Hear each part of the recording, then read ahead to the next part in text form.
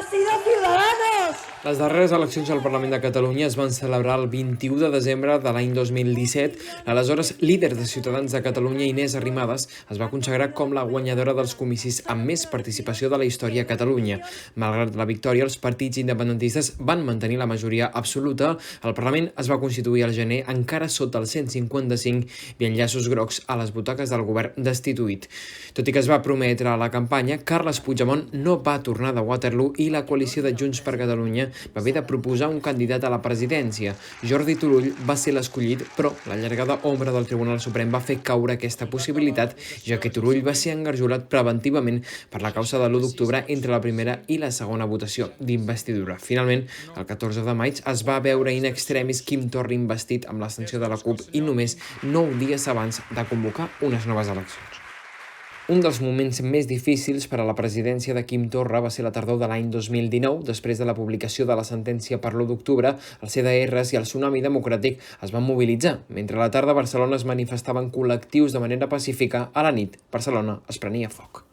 Amb la investidura de Pedro Sánchez, Esquerra va posar en escena la taula de negociació que va començar a evidenciar les primeres desavinences entre els partits del govern, una taula que al final va generar molt de soroll i que no ha servit per apropar postures entre els dos governs.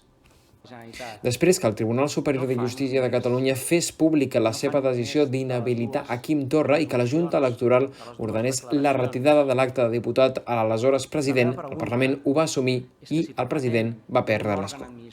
Tot plegat va acabar culminant en una declaració institucional de Quim Torra anunciant una convocatòria electoral sense data.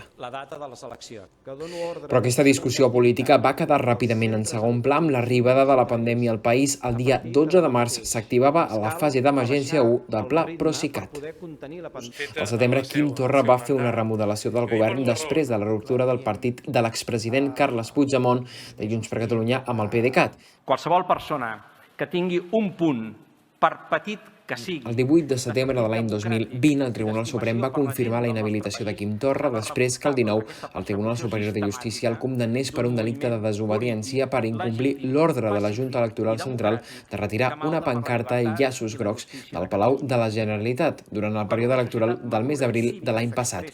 Un cop coneguda la sentència, es va aprovar el decret de substitució al capdavant del govern, de manera que Pere Aragonès es va convertir en vicepresident en funcions de president, assumint una part de les funcions del càrrec. El compte enrere cap a les urnes va començar el dia que es va fer efectiu l'acte equivalent a la primera votació d'investidura passats els 10 primers dies des de la inhabilitació. Amb la mirada al 14 de febrer, després d'una suspensió i d'una mesura cautelar per part del Tribunal Superior de Justícia de Catalunya, sembla que la data del 30 de maig haurà durat només un cap de setmana i que finalment serà d'aquí 3 setmanes quan els catalans i les catalanes estaran cridades a les urnes. Tot i això, el Tribunal encara ha de resoldre altres recursos i, per tant, la situació podria canviar. Que ja forma part de les atribucions que té el govern.